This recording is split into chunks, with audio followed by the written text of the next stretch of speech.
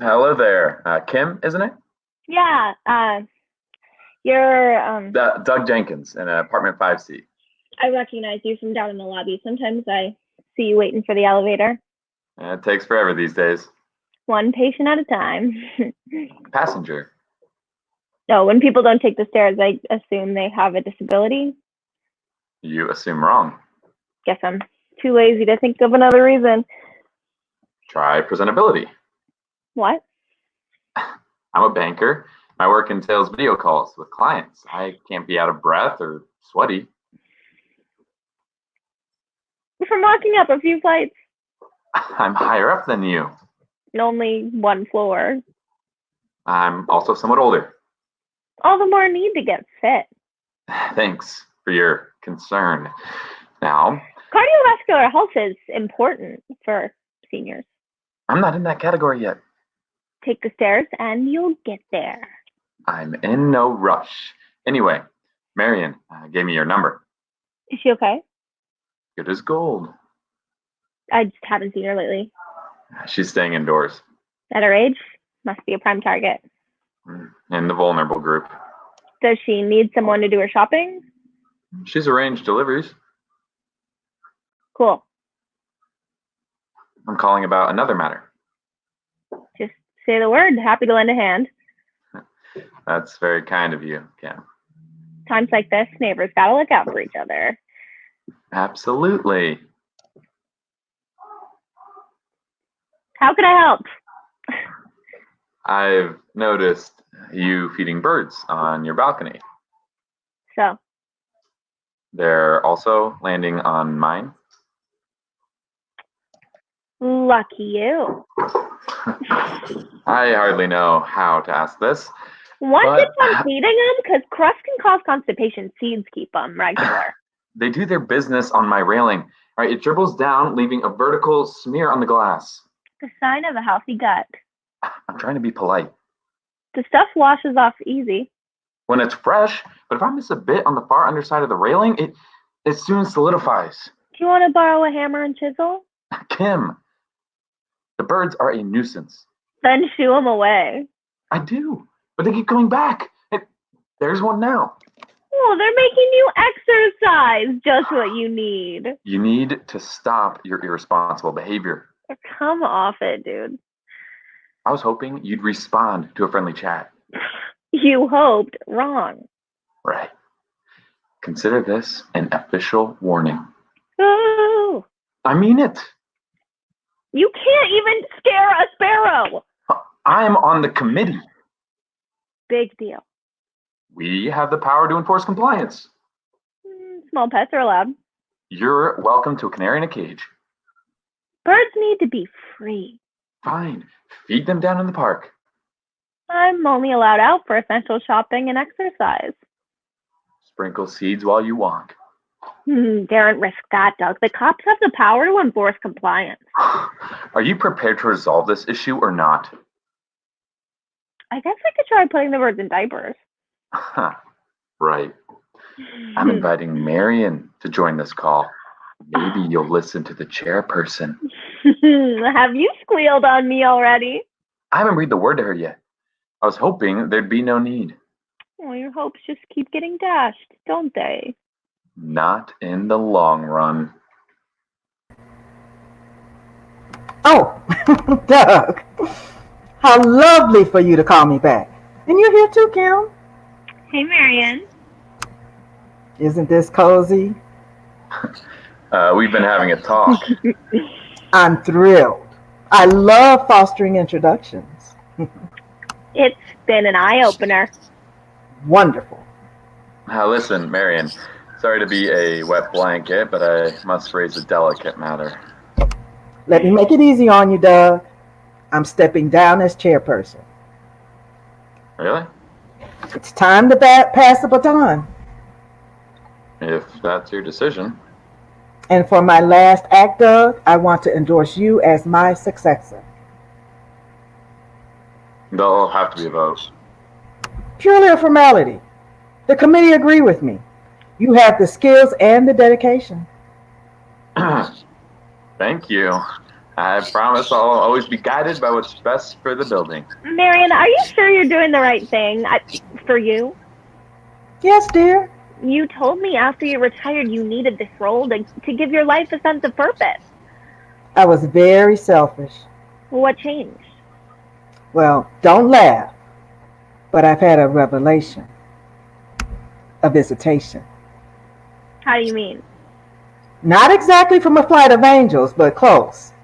You don't have to explain anything. No, I want to share the miracle. Go on then. Well, until last week, I was extremely depressed, stuck here alone, wallowing in self-pity. Then one day, my French doors were open. A sparrow hopped in, right onto the carpet, followed by another one, and another one, half a dozen more. I was too stunned to do an accurate count. The birds moseyed around for a while, chirping. Then they popped out again and flew away. I thought I must have been dreaming. You have to understand, I've lived in this apartment for 40 years and nothing like that has ever happened. But the next day they came back. And every day since, staying longer each time. They're so tame. Darling little creatures. They eat out of my hand. So you've been feeding them? Only since yesterday. But that's not what attracted them. It's as if they sense my loneliness. You'll think I'm silly, but I've written a little poem. Would you like to hear it? Sure. Okay. I scatter breadcrumbs for the sparrows. I love their revelry. My heart's besieged by slings and arrows. The birds are feeding me. Oh, that is so sweet. Don't you think so, Doug? I'm not a poetry person. Well, I hope the committee are, because I'm sending them a group email rhapsodizing about my experience. Good for you. Now, Kim, Doug's promotion leaves a vacancy. Would you consider stepping in? What's involved? Considerable responsibility, deciding what will be most beneficial for our well-being. That sounds right up my alley. There needs to be a vote. Don't worry about that. My final recommendation will carry huge weight. We'll be working together, Doug. Apparently. I'll have to get used to the pecking order. We don't tolerate petty politics. At least we didn't on my watch. You should still come to the meetings, Marion, as an observer. What a lovely thought. But I'd hate to tread on any toes. Oh, you won't be treading on any toes. You'll be keeping us on our toes. Won't you, Doug? I have no objection. Then I accept. This gives me something to look forward to. My blessings just keep coming. Wait and see any day now. Expect pigeons.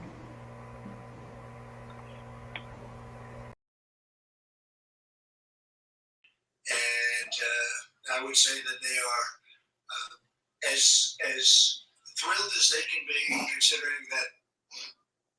How much more of this? What? This. Months. Jesus.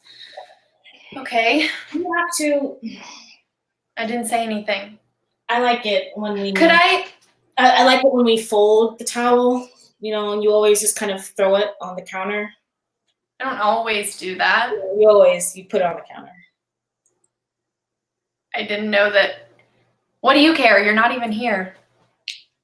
I'm worried. What now? Never mind. I'm sorry. What do you... Do you think I need some more soup? Let me try again. Do you think I need some more soup? What? Soup. I like to make soup when we're sick. And I don't know if I have enough, cans of Gatorade, soup. Look. Pantry looks tidy. Maybe you should find a hobby. I've got Kleenex and I got fever reducer and I mean, okay. I don't know. I think we should stock up. You know, they said we should stock up to be prepared. Thanks for doing that. Why is that my job? People come in and I can't even help them. I'm the one who worries for this family. I can't do this with you. I miss our kids. I like to make homemade soup.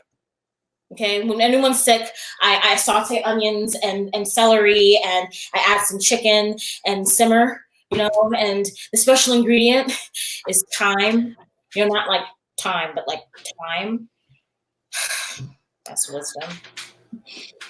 Yeah, I'm fresh out of knowing, let alone understanding, and I don't have the stuff to make soup. Soup's not gonna help. It's an apex predator. It's a lightning bolt, honey. I don't know how to keep us all safe. We'll be fine. Just wash your hands. Tell the kids every time. I already do that. And I heard a tiger's sick now. What about the dogs and the cat? I mean, We live with this idea that this is just going to exist in other parts of the world, but you're not here to dig a hole. Who's going to dig a hole? do you know how many people die every year from malaria? Is that coming here now too? 500,000 children. It's preventable. It's treatable. That doesn't, I'm talking about our kids. Wash your hands. Simple, right? But that clean water is a privilege. Fine. But like, who cares? We have to do what we have to do and not get sick. Can you imagine what it's like to try to parent in a place that doesn't have access to health care? Not our problem. I do my part. It's not enough. The problem is that you don't listen. Did you hear the Queen last night? Why are you even asking me that? She said we should have self-discipline, quiet, good-humored resolve, and a fellow feeling. I want a shit answer. Should I risk a trip to the store to get more soup? People are depending on me. No, I need you. I need an onion and celery, and I need you to come home. You and the kids can hole up for as long as we need. It's good. I mean, not good, but No, it works. not good. Not fair. And if something happens to me, you know what to do, who to call, where the papers are. I can't dig a hole by myself. You won't have to, but just in case. I want the dish towel folded and hung up like this. I don't have any medications that can help people. I don't have equipment. I can't even protect myself. Fold it in half like this and just hang it neatly on the door like that. See? I really don't think anyone cares how I do or don't fold up a dish towel right now.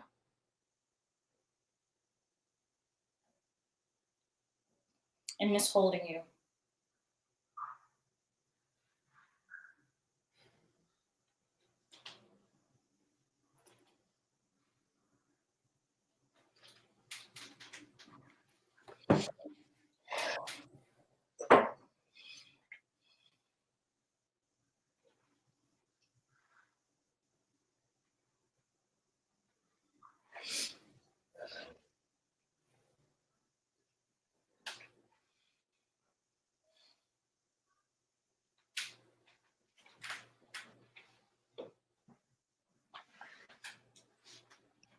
Okay.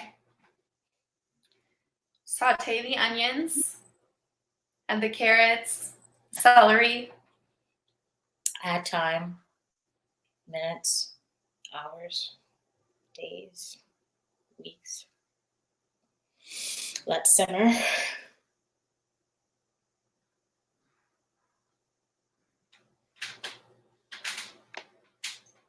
Bye, honey. Bye.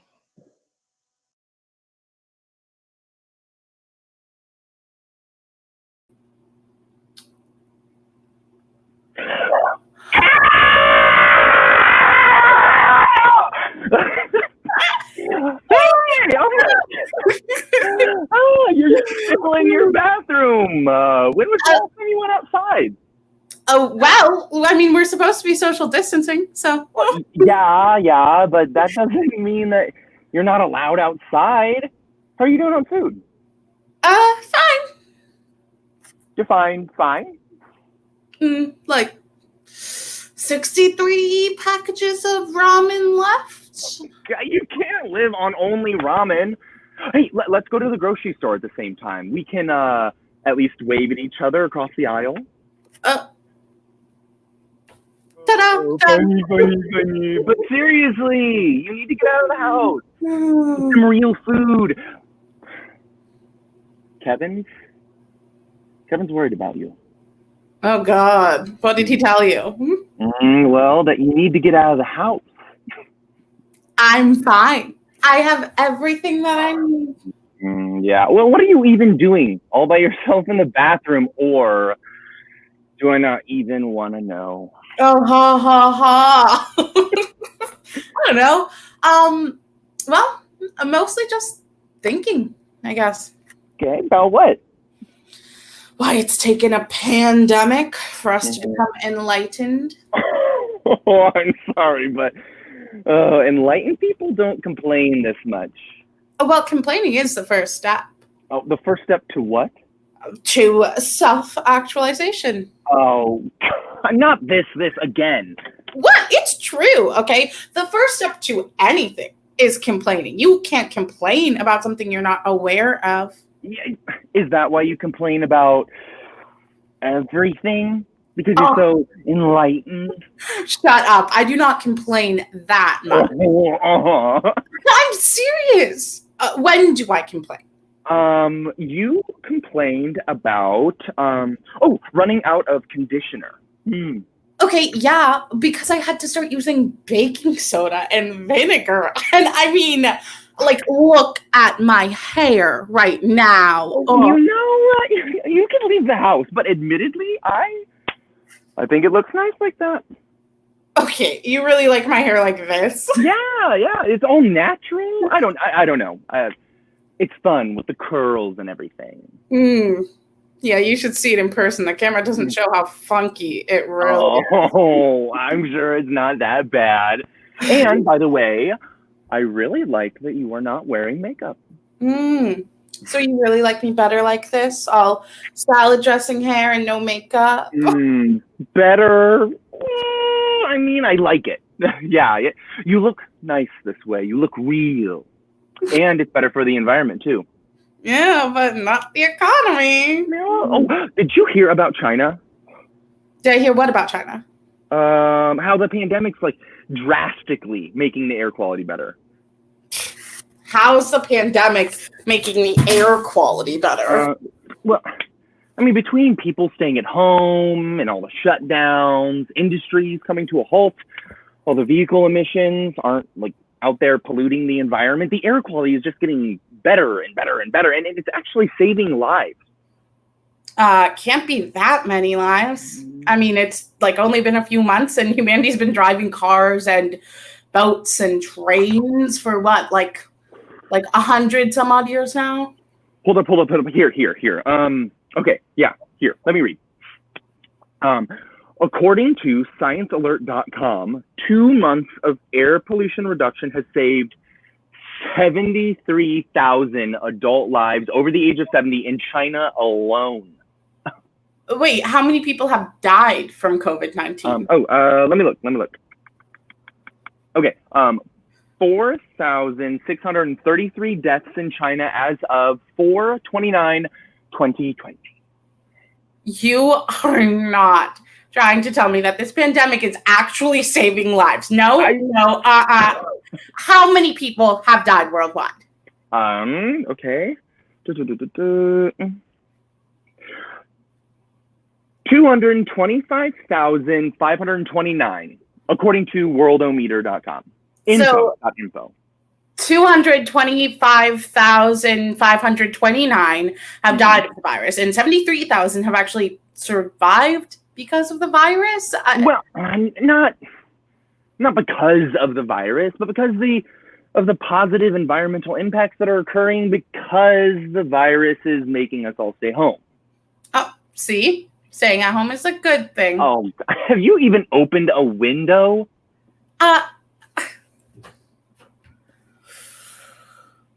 You need to breathe some of that fresh, less than normally polluted air while you can. I just can't believe 73,000 die every 2 months because of air pollution. That doesn't seem right. Well, yeah, and that 73,000 is just in China. Oh, we don't know how many people are surviving in the rest of the world, but it's at least got to be 165,000 or more, right? Like that'd be a really low estimate, a stupidly low estimate. Yeah, I guess.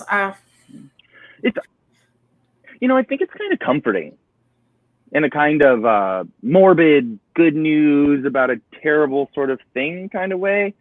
Could you imagine how many lives it would save if we were talking about a year of air pollution reduction? I mean, 73,000 times 6 would almost be 500,000 people in China alone. Yeah, but if it's because of the pandemic, then our economy would be dead and people would be starving to death. And yeah, no, like none of that would be good. Well, there's definitely a diminished returns thing going on there. But if we could not blow up our economy and figure out a way for us to not starve to death and still manage to somehow preserve the air quality, that'd be nice. Don't you think? Oh, shit. What? Okay. Here, I'm on ScienceDaily.com, and it says that 4.6 million people die every single year from causes directly attributable to air pollution. No way. I'll send you the article. Hold up. Oh my God. What? I'm on the World Health Organization's website, and it's saying that 4.2 million die as a result of outdoor air pollution. Okay, but another 3.8 million die because of household exposures to smoke from dirty cook stoves and fuel. 8 million deaths a year caused by air pollution. 1% of the population every year. Why don't we ever get upset about that? Yeah. Well, what do you mean? Why aren't we calling 8 million deaths every year a pandemic? Like, why aren't we in a lockdown to save 8 million people? That would make sense. Yeah. Well, I guess we only start really thinking about death when it happens suddenly. If anything's slow, nobody does anything. I mean, just look how many years people have been sounding the alarm about the environment. Yeah. I mean, Al Gore wrote that book in 2006, so it's been a while. You're joking, right? What? Alexander von Humboldt started talking and writing about how humans can impact climate change like 200 years ago. Can you imagine what it would have been like if we started 200 years ago? Oh, yeah, but there's nothing we can do about the past. Just have to move forward. But it's so frustrating, that it takes a crisis for us to do anything. Because when it's slow, you can actually do something about it in these manageable bits. You don't have to do it all at once. It's just so much easier when it's little by little. Yeah. Well, I mean, we're guilty of it too. No, we're not. Sweetie, how long have you been telling me that you're going to go vegan? I don't know. A while. Almost 20 years? It has not been that. Well, actually, no, I guess. Yeah. And why haven't you still? I have cut back a lot. So. Oh, a diet consisting solely of ramen does not count. It's better than what I was doing, though. Oh, sure. If that's what you would like to tell yourself. But think about this. Why haven't you committed? What's stopping you? Because I don't know. I guess it's just I didn't have a compelling reason. Exactly. So what? This COVID thing is just giving us a compelling reason to change? Yeah, God, I hope so. And hopefully the data that reducing air pollution and saving so many lives will give us a compelling reason to change. And hopefully governments and businesses will start better and better infrastructure so that it'll be easier for people to be more mindful and pollute less. I'm beginning to think you're too optimistic. Well, then maybe it'll at least get people to complain more. And maybe with enough complaining, more people will become more aware. And eventually they'll want to actually do something about making the air quality better. 8 million people are counting on it. Yeah, you're beginning to sound like me. You know, if I start using baking soda and vinegar on my hair, I can start smelling like you too. Oh, shut up. I do not smell. I'm just messing with you. And I'm sure you smell delicious. You're just saying that because you're a vegan and I smell like salad dressing. If we ever see each other again, I can rub some chives on you, maybe a little cilantro, a dash of salt. Oh, yeah, you're freaking hilarious. That's why you love me. So, what are you having for dinner? Vegan lasagna. I love your vegan lasagna. Oh, well, last time you ate it, you said the only thing you could taste was the absence of ground beef and real cheese. Yeah, well, that was the old me. Wasn't that like in January? What can I say? I have a more compelling reason now than I did before. Good. Would you be willing to leave your apartment if I brought some lasagna over and put it on your fire escape? Ooh, we can sit 6 feet apart and breathe some of this less polluted air. Well, we got it at the moment. Yeah,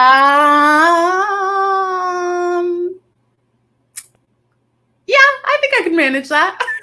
Yeah, good. I'll be over in a bit. Sounds good. Hey, Jerome.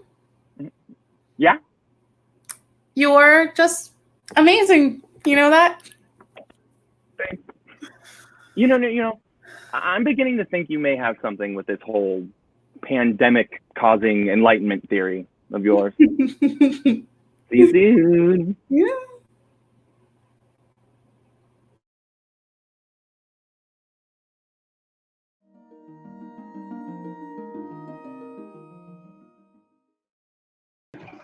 Oh, hi. My name is Ashley Joy. I am the Director of Development and Equity for CTC. And can you introduce yourself and tell us a little bit more about People for Community Recovery? Hi, my name is Cheryl Johnson, and I'm the Executive Director of People for Community Recovery. We are a grassroots, community-based environmental justice organization, and we've been involved with environmental justice issues for 35 years. But we will be celebrating next month in June, rather. Almost 40 years of being a community-based organization, which was founded by my late mother, Miss Hazel Johnson, who has been known as the mother of environmental justice. Wow. And she started this organization. We located in public housing, and I currently still live in public housing. And our community is known as Argyle Gardens on the far south side of the city of Chicago. It's one of the oldest developments within the city of Chicago. It's been around since the late 40s, early 50s. And we moved out here 58 years ago. And my mother thought this place was the most beautiful place, but when she founded the organization, she felt that the housing authority wasn't doing enough for repairs in the community.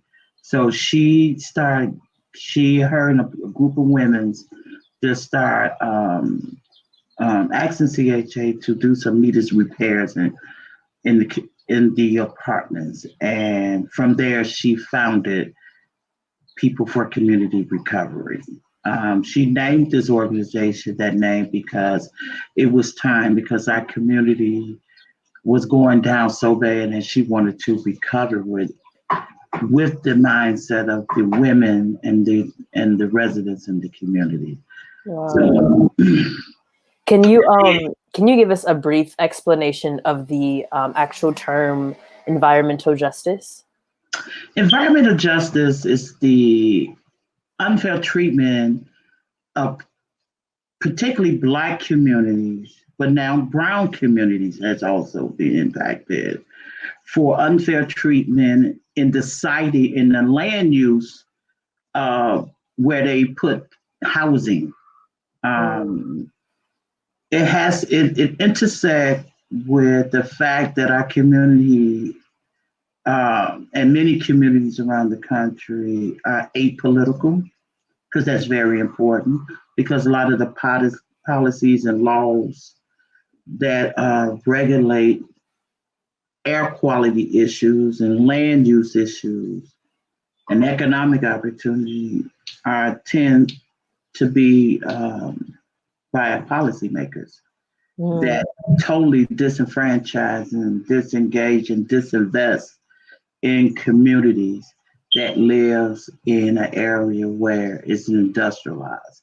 Like my community, we have maybe close to 5,000 housing units, but our next door neighbors are industry, huge industry, sewage treatment facility, manufacturing company, chemical processing facility, and 50 documented landfills. So the reason why I'm giving a description based on my community, because everyone in every community define environmental justice as it relates to their geographical area.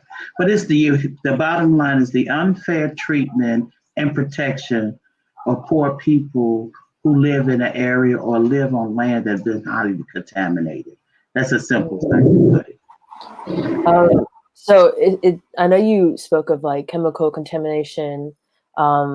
What other kinds of environmental inequities are faced by the communities PCR represents? Well, it's all of the above. We one of the highest food desert area in the city of Chicago. We zero economic opportunities in the community.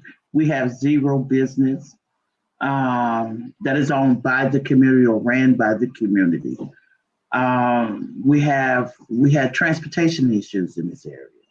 We live next door to one of the busiest highway and intersect two other highways within the state of Illinois.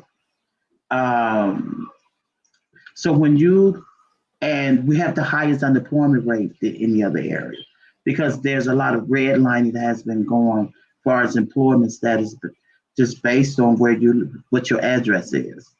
So all those type of inequity was all based on race, and my mother always called it environmental racism that we always experience in this community, because the intersectionality and all these other disinvestment that happens in community of color, and particularly when it comes to the public health side of things. Even as we experience this COVID-19, the resources is not getting down to the community that most need it, particularly my community. Wow. So speaking of COVID-19, I mean, the country as a collective is going through a pandemic. However, that pandemic is affecting the communities of this country in different ways. So I wanted to ask, how is COVID-19, how is this crisis specifically affecting Black and Brown people? It affects us because of just like what I just said, mentioned earlier, is the inequity. And the inequity is demonstrated by the lack of access to information, to resources, and to just be visible about where the statistics are when it comes to your own particular community, because we're not being told. We're not being told how many people has been exposed, sick or died from the COVID-19 in my own neighborhood. Mm. So when you look at those things, you tend to, we always have the perception, for an example, that information or illness or things that really affect our community doesn't get reported properly, unless it's a catastrophe that may have happened. So when you look at those things, you have to anecdotally say that based on your personal experience that you have in the community, yeah, if 10 people in one neighborhood had an asthma attack at the same time, the same day, that let me know that the air quality stinks at this particular time. So where are the monitors? How do you assess the air quality monitor systems that the government may have put up, some of the industries, but there's no community monitor that we can go to see what was the activity for that particular day, what was the exposure level at that particular time of the day that caused 10 kids to go seek treatment for having an asthmatic episode. So, and that's the injustice part of it. It's the lack of access. So what are some ways our audience can help further the environmental justice movement? What are some ways our audience can help Black and Brown communities? I just want your opinion or just your advice on what our audience can do to help your organization out and help the communities that are greatly affected by environmental injustices.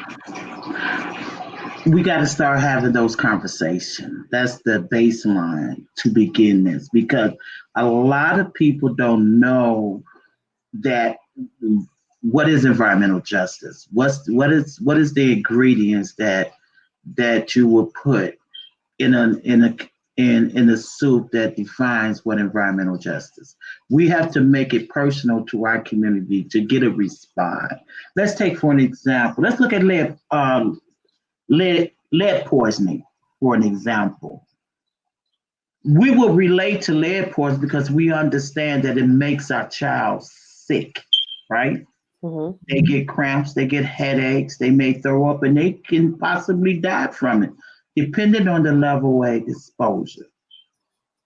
When you have that conversation with a parent about peeling paint, for an example, we have to demonstrate to them, for an example, that what attracts a kid that may be 4 and younger to the peeling paint is the fact that it may be sweet to the child, right?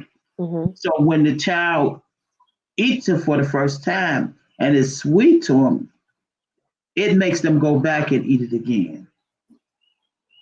That's an education that many parents can relate to. Mm-hmm. About peeling paint. So we have to make it directly to them, but we have to look at it in totality. Okay, what is the exposure? How can I advocate to get it removed? And what are some of the opportunities that exist from me advocating and force and what is the health outcome that we can look for in protecting our children from lead-based paint? See, a lot of time, we in our community, we come from a culture that we eat a lot of fried food, potato chips and chicken, and not that it's bad for you, but it's bad for the child when the child has elevated blood lead levels. So if we reduce their rate for that being just from diet alone, we can decrease the assumption rate of lead. And that education doesn't really happen in our community. And it don't need to happen before a child gets sick. We need to advocate for the protection if a community or a neighbor is experiencing peeling paint or live in house that produce a lot of moisture, which cause the paint to peel. So I'm saying these things is that we can relate to those things because we may be experienced. We have to connect environmental justice to our personal experience.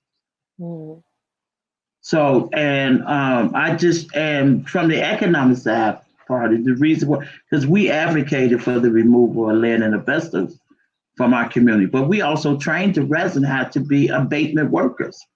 So when those job opportunities came, they was able to get those jobs, and they did the job to the best of their ability because they know they were saving lives. Mm. Wow. So that's what I'm saying, making it personal and making so that we can relate to it. And because it's technical, the information that comes out, and we're not having these type of conversation in our community. And that's the very first part that we have to talk about, is having those kind of conversations in the community. And after having those conversations, what can people do to like actually like make that talk into action?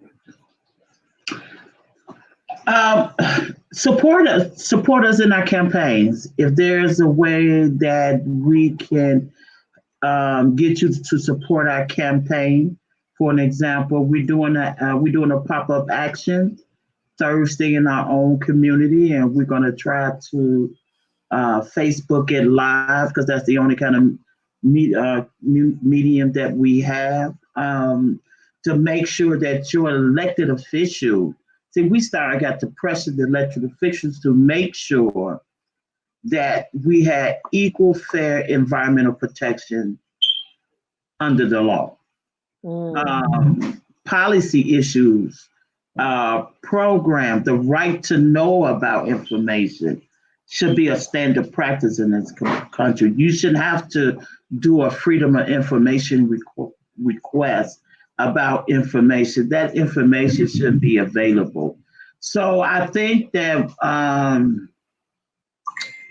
just helping us to advocate and get the word out to whatever target population that many of the grassroots organizations be fighting for. Because one of the things, like one of our biggest deficits in our community, within my organization, is knowing how to manipulate the media, the virtual media technology that is out there, helping us to connect with reporters and helping us write press releases and helping us to develop webinars so that we can get our people connected to some of the information that is flowing out here. So we're still trying to figure that out, because this is a new way of doing things right now. But in the past, if you want to be part of our email link, our telephone bank, so that when we need to do an action, you can support us by sending an email or making a phone call. That is so important. And what is that email? The email is people for it's no. It's hazel@pcrshad.org. Okay. And Hazel, HAZEL. Oh, thank at pcrshad.org. Thank you. And what are ways? How can we donate to the organization? You can go right to our website, peopleforcommunityrecovery.org, and we have a link on our page that you could do a donation. Awesome. Okay. Well, thank you so much, Cheryl. This was so informative, and it was great speaking to you. Even like, I grew up on the South Side of Chicago, and this is just so amazing to like hear that other people are advocating for our community and fighting for our community. So thank you so much. Mm-hmm. And I just want to mention that my mother coined our community the toxic donut, because we're like inside the center of the donut, and outside the parameters, all these polluted entities, where I talked about previously 50 documented landfills in our area, 250 leaking underground storage tanks, and over 300 something hazardous waste and manufacturing facilities in our community. That's a lot. Wow. That's a lot. Would you like to touch up on that, or is there anything that you would like to leave the audience before we end the interview? Well, I would just like to say that if you live near a community, a struggling community, and you see a group of women, it may be one or two, it might not even be a group, that someone is trying to affect change, help them organize their community to affect change. Because everybody should be protected under the law, under the universal law of life. And you know what I mean? And we shouldn't be treating people based on some industry profit line at the end of the day, because that's what it's all about.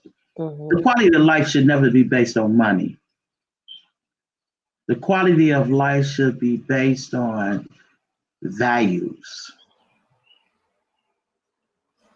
I agree. Value of life, especially. The values of life. Yep. Wow. Thank you so much, Cheryl. It was such a pleasure talking to you. Okay. Thank you. No problem. Have a great day. You too. Bye-bye. Bye.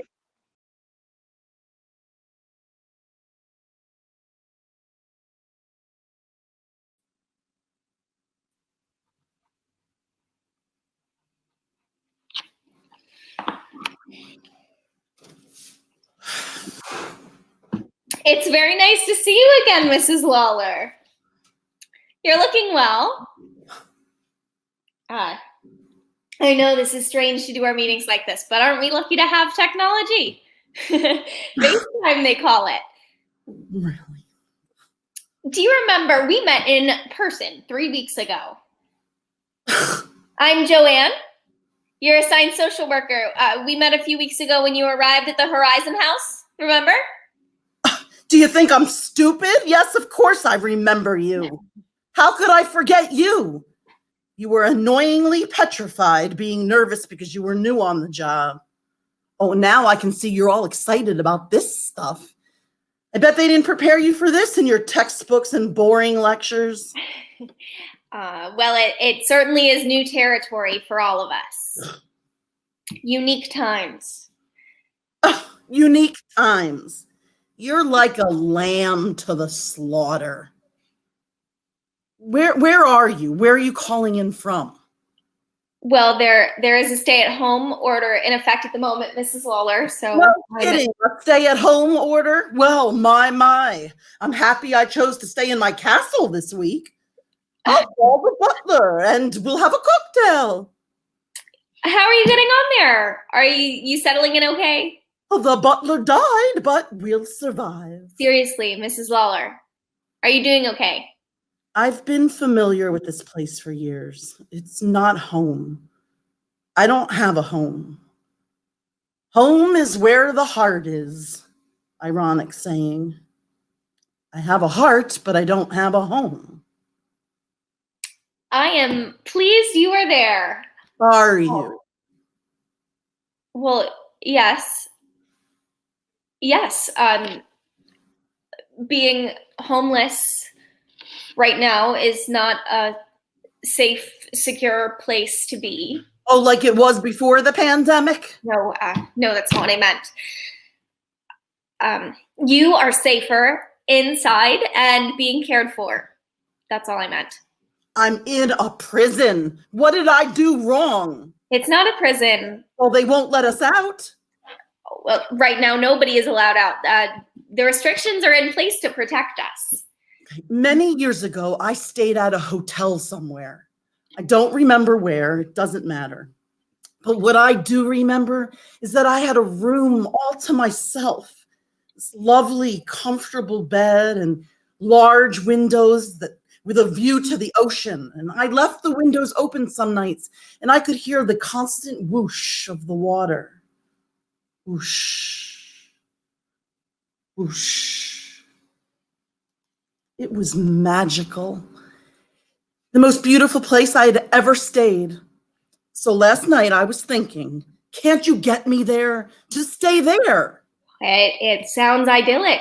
But can't you let me stay there? I know it couldn't be the exact place, but somewhere with my own bed, my own space. You have your own bed at the Horizon House. That's why you're there. My own bed?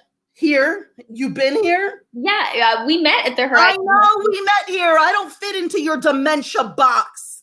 I meant, have you ever stayed here? Well, have you?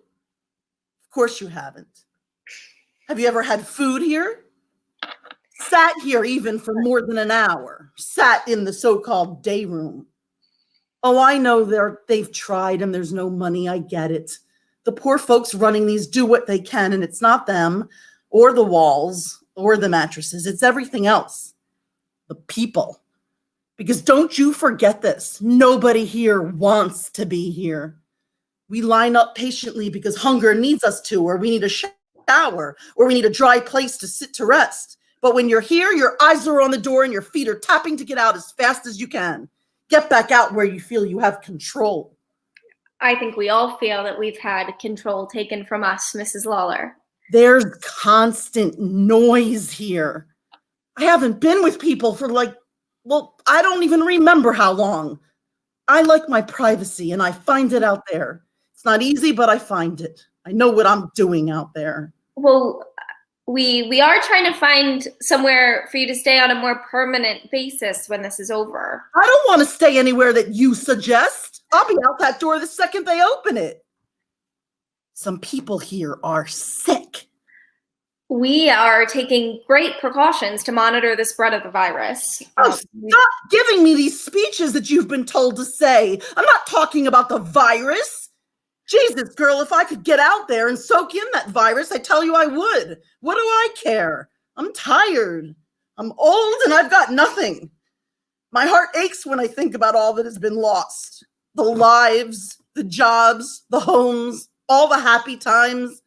Everything that people planned for, all washed away because of a natural incident that modern times should have been able to distinguish the moment it started. What's the point of all these governments and heads of states if they don't talk to each other and support and care for their people? But are you crying? No, of course not. It is disgraceful. The entire world should be disappointed. But then after that, they should do something about it.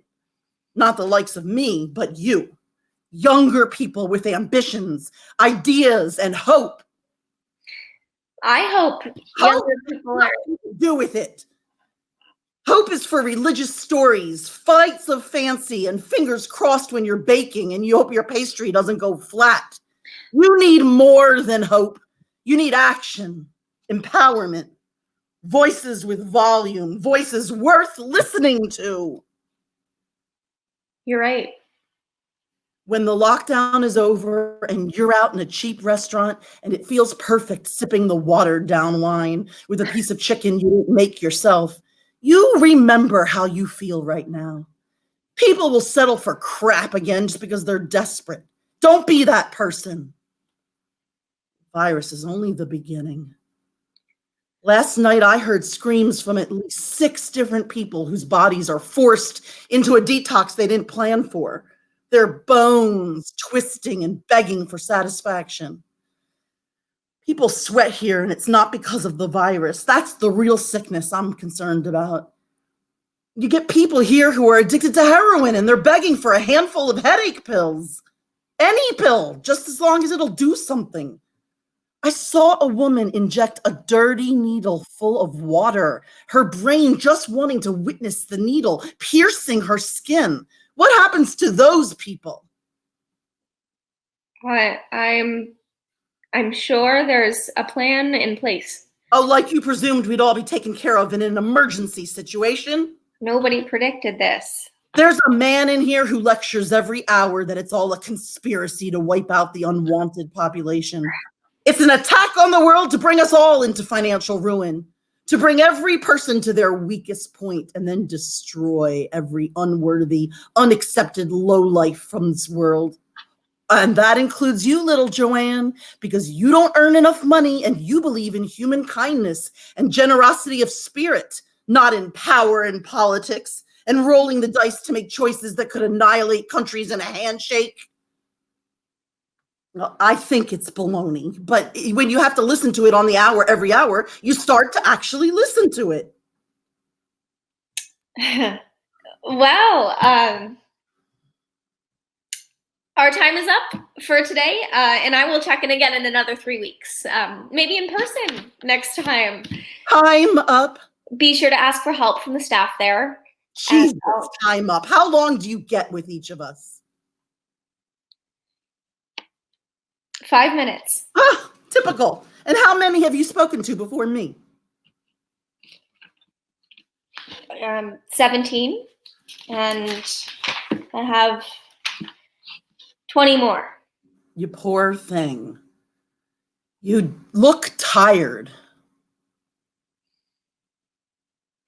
I am tired.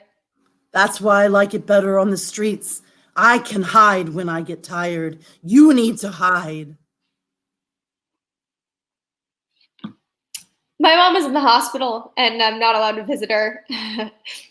She's 20 minutes away, but I can't go. And earlier this week, I was requested to not call as often as I do. They'll call me, they said. Right when she needs me, and I can't be there. How can the last time we went shopping together suddenly be the last time? I'm sorry. Really, I am sorry. I want life back. It'll be back soon. And when it does, go to a hotel where you can open the windows and listen to the waves. Yes. You have to go now, Joanne. Go do your job. When this is all over, where will you go? Anywhere but here.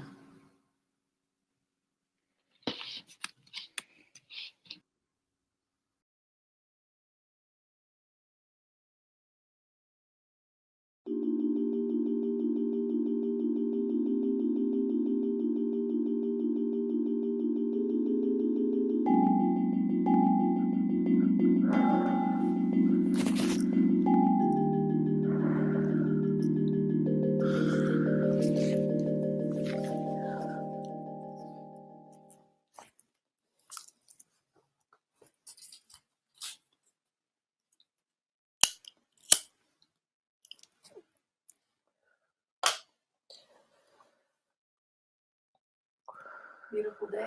Yes. Yes. Wonderful. She would have never talked to me before all this.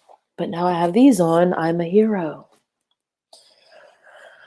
I feel like a phony. I'm not a nurse. I'm not a doctor. It's true, this place wouldn't run without me. I risk my life every day, especially with this condition. How are you? I want to say staying alive, but instead I say hanging in there. We appreciate you. Stay safe. Stay safe. The new Speech Act. I mean it, they mean it, but what does it mean? I know it means stay at home, wash your hands. Well, is she gonna pay us to stay the fuck at home? It means take care of your neighbors. I don't even know my neighbors. I avoided interaction like the plague. Nope. Mm-mm.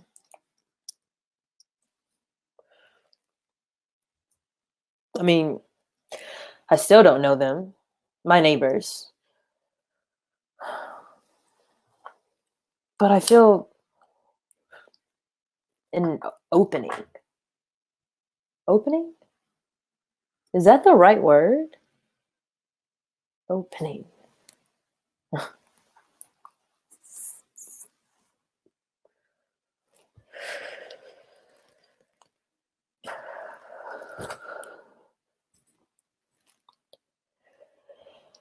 AstroTurf. Artificial grass. No need for watering, mowing, fertilizer, or pesticides. It is environmentally friendly.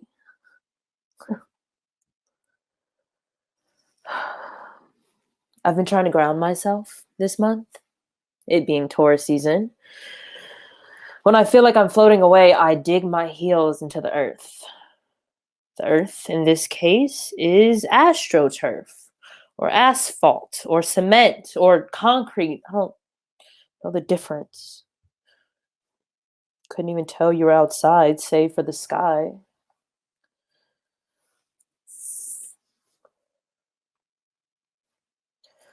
I wonder if those trees feel in a place of concrete, trapped in this concrete. What do their roots even look like? They aren't deep or wide enough. And what happens when they get too big? Too big for us.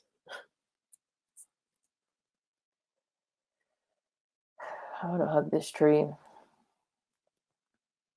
Tell it this will all be over soon, but I don't. I can't. Hi, my love. Hey, you! Hey, my love. Everyone is my love. Even through all this, everybody is my love. She's an oncology nurse and an actor. The oncology patients are still coming in for their monthly, daily, weekly dose of infusions of poison.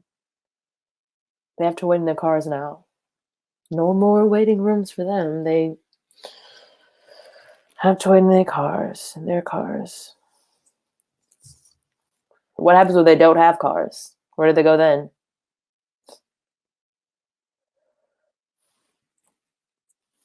A poison to treat poison.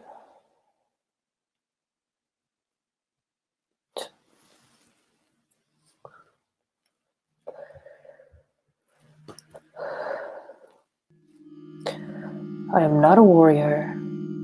I am a bird trying not to be swallowed by the sky.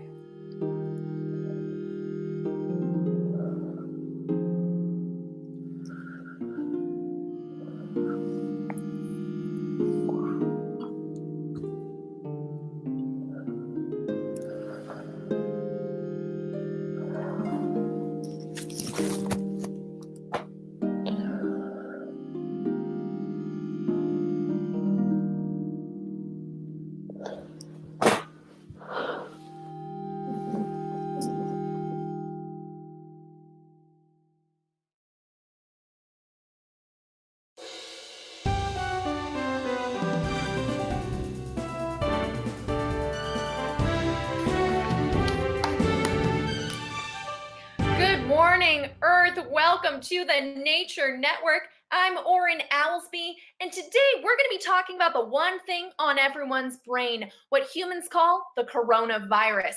We go now to local field reporter Jane Doe. Thanks, Oren. I'm here in Rocky Ridge Park, which, as you can see, is completely free of humans. Almost unheard of on a sunny day like today. I've been speaking to some of the local squirrels who tell me this park has actually been closed down in an effort to contain the spread of the virus. Disappointing for them, but great news for the squirrels. I even had a little frolic myself before we went live. That's great to hear, Jane. We've certainly noticed a lot of changes in the last few weeks. Jane, can you tell our viewers about some of these new developments? Absolutely. First off, there's been a considerable drop in deer-related automobile accidents. Humans aren't driving as much, which means when we accidentally find ourselves in the middle of the road,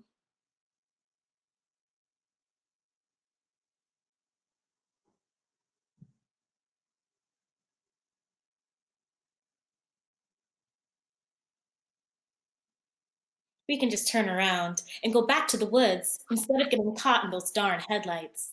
Sounds like you went from, oh dear, to, hey, it's safe over here.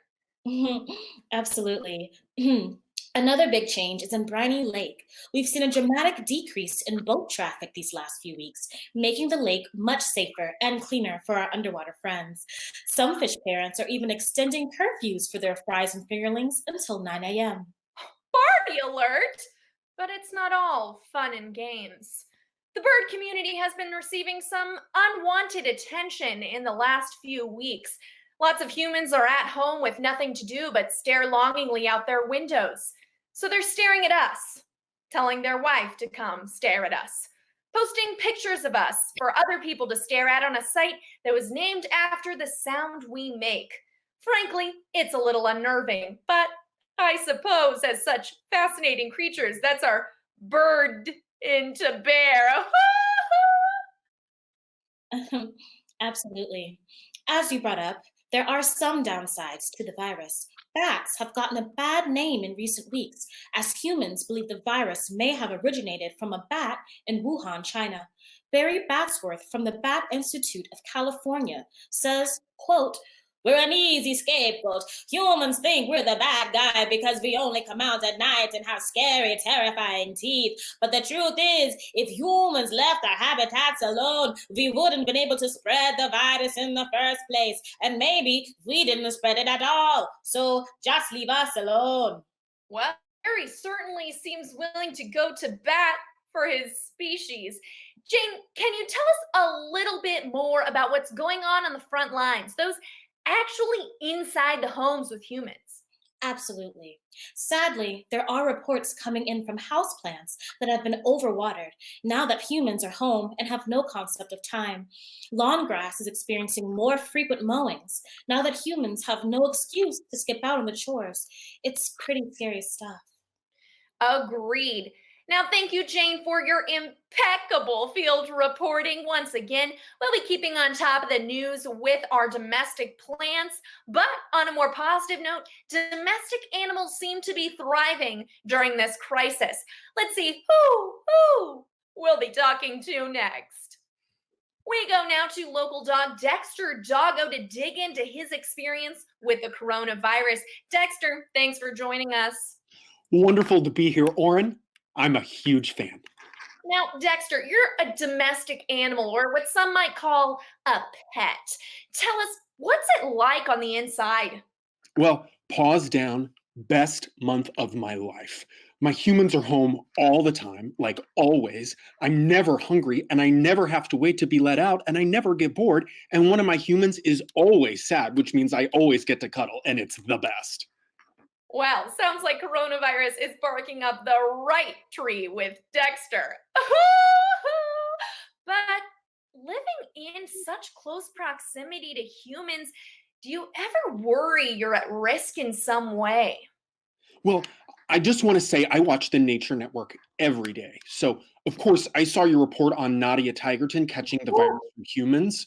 And I was like, woof, you know? But now I know it's possible for the virus to be transmitted to pets.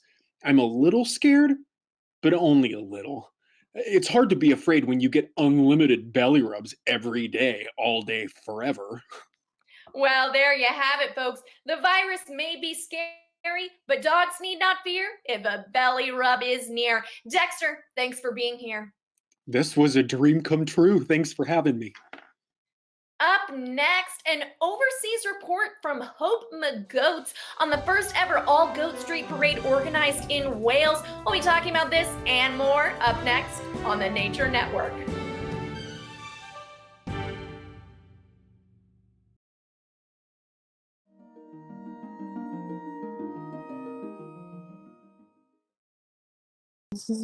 Hi, Jacob. I am Ashley Joy. I am the Director of Development and Equity for CTC.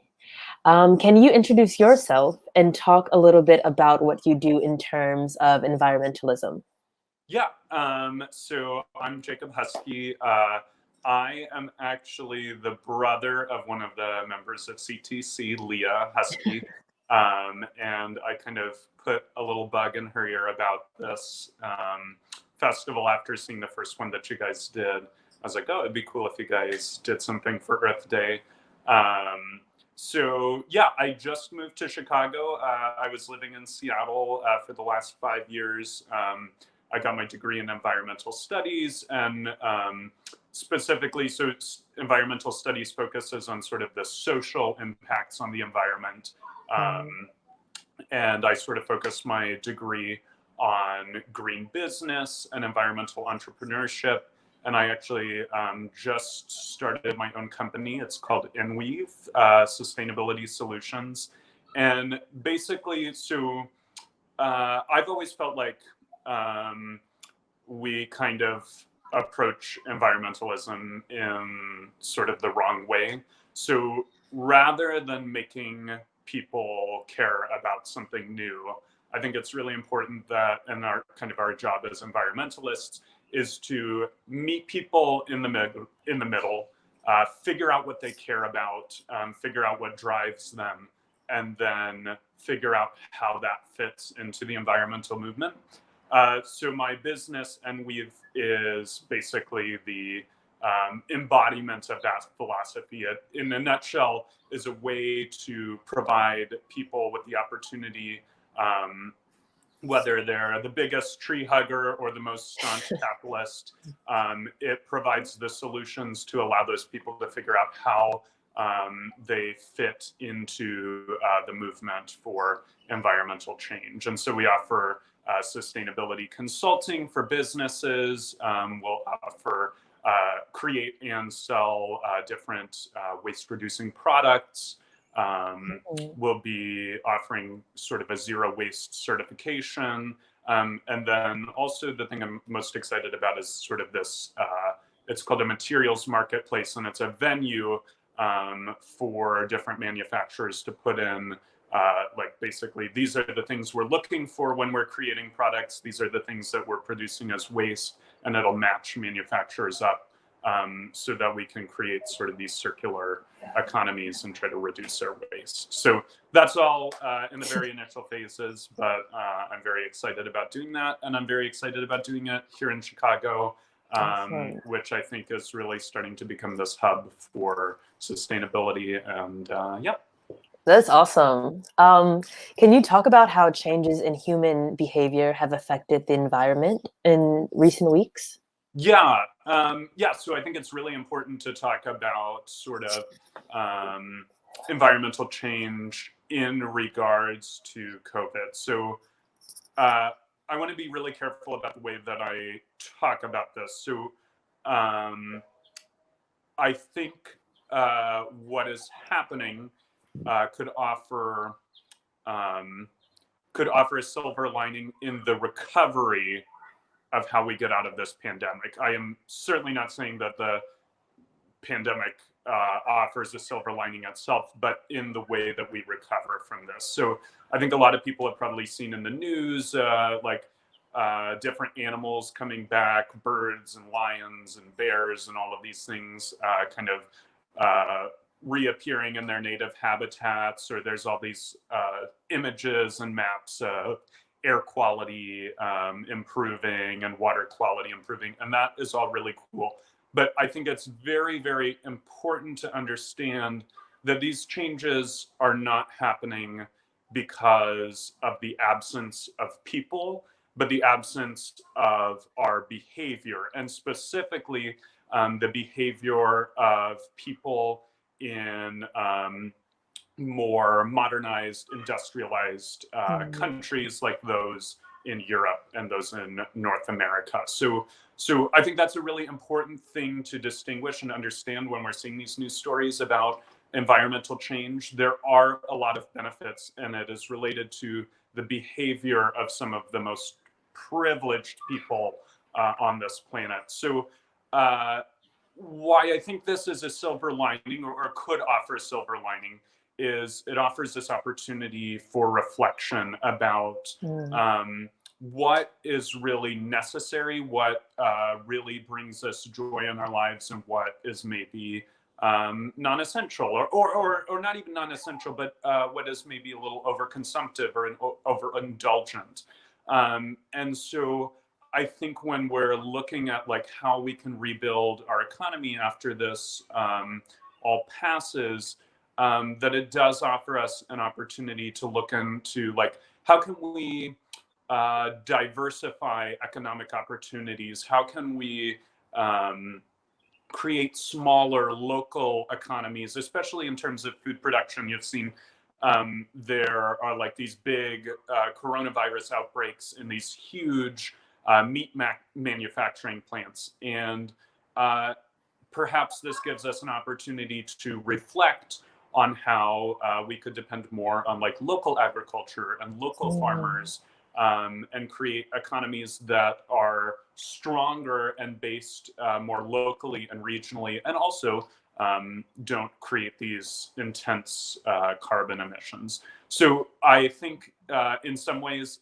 especially talking about the recovery process, not the pandemic itself, there is a little bit of a silver lining. And the other thing that I want to emphasize too is that this opportunity to reflect, this opportunity to retool and rethink does come from a place of privilege, and does come from a place of privilege for people, especially in comparison to the people of countries that are going to be most hard hit by this pandemic. So it is very important that we use precise language and communication about the environmental benefits that we're seeing, but we are certainly seeing a lot of them, and it is because there's been a slow of the behavior of some of the most privileged people on this planet. So I think it is, offers a cool opportunity to reflect and hopefully improve.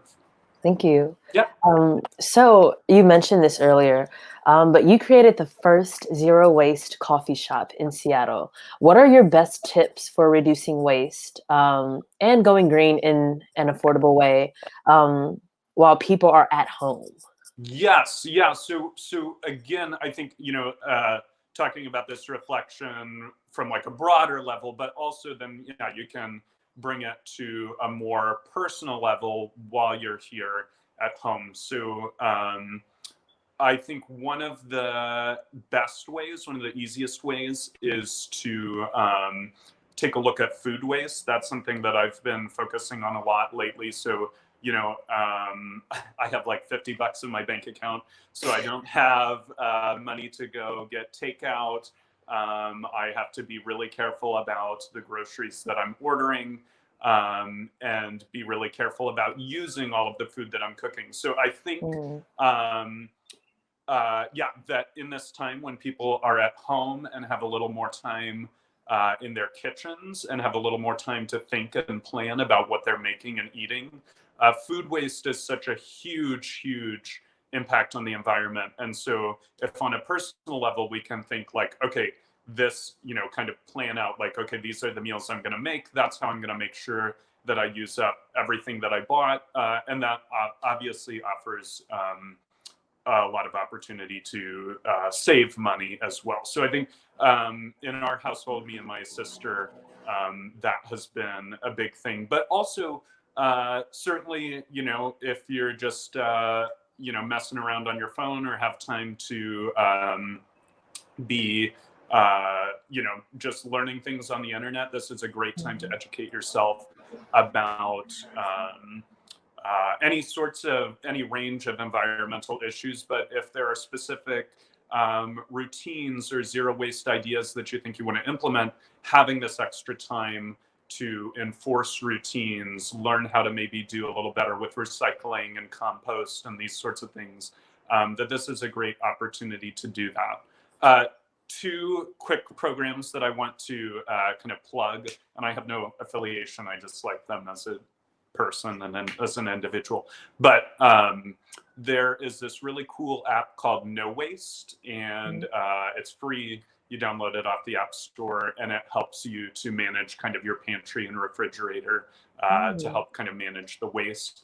And then the other thing, there's this really cool website called Ecosia, ECOSIA, and they are just a search engine just like Google, but all of their profits that they get from ads, they use to plant trees. So while you're at home, while you're doing a lot more time on your computer and doing more searches, ecosia.org is a really great website to make your default browser and plant some trees while you're at home. So yeah, I think those are some very easy, affordable, free tips. Yeah.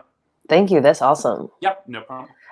So for my last question, can you talk a little bit about your philosophy for tackling environmental issues and specifically how theater artists might fit into those solutions? Yes, yeah, that's a really good question. So this is kind of going back to the first question that you asked about, or when I was talking about my business a little bit, but so I think it is so important as environmentalists and as people to look towards ingenuity and the solutions part of environmental issues rather than the problems themselves. So I actually, it's kind of silly, but so I used to do theater when I was in high school and a little bit in college. And one of the books that I read was Uta Hagen's Respect for Acting. And one of the phrases in there, one of the quotes in there that really hit me hard was she talks about how it's so much more valuable not to lose yourself in a character, but rather to find yourself in the character. And I actually think that's really applicable to environmental solutions. And that little quote has played a lot into sort of my philosophy about the environment. And that is, it is so easy to get lost in these huge environmental problems like climate change or whatever it may be. But it's so much more predictive or so much more productive and so much more valuable to focus on how you fit into the solutions. And I think theater artists are a really cool kind of population of people to offer environmental solutions in that theater, obviously there are issues with equity as there are in any facet of our society, but I think theater offers the potential and the opportunity to be a great equalizer because it allows, it's such a powerful storytelling method. It's such a powerful way to communicate. And so one of the things that we really have an issue with in the climate community is these arguments about, well, the scientists say this, 97% of scientists say climate change is real and that humans are affecting it. That's great, but that argument doesn't translate for people or for a lot of people. And so the way people are driven to action, and what I think is so cool about CTC, or what I love is your guys is facilitating a path to action. And so I think theater offers that. And so if we can use the theater community and tell stories of climate refugees or people experiencing environmental injustice, if we can really humanize these stories and make them more personal and step away a little bit from the science, which is obviously important, but isn't necessarily a great communication tool. And so I think theater really offers that. And that is what I think is like so cool about you guys doing this festival and in the future, theaters really using their voice and their ability to tell these stories and communicate about environmental issues in a way that I think is very productive. Yeah. Thank you so much. Yeah. So those are all the questions I have for you. Do you have anything you would like to leave with our audience? I think, I think you have some links and stuff, and that's cool. You can check out my business if you want to. Yes. For the most part, I hope you are enjoying the plays, and I think it's really cool that CTC is doing this, and I'm excited to work with you guys in the future on sustainability efforts. And I think you guys are just doing a really awesome job. I've seen a couple of your shows live, and they are some of the best pieces of theater I've ever seen. So I'm really feel very privileged to be a part of this festival and a part of your guys' growth moving forward and all of that. So yeah, thank you so Wow. much. I really appreciate it, Ashley. Thank you so much, Jacob. It was great speaking with you. It was great meeting you. Yeah, nice to meet you too. All Someday right. it'll be in person. Yeah. Yeah, I'm excited. Thank you so much. Have a great day. Bye. Bye.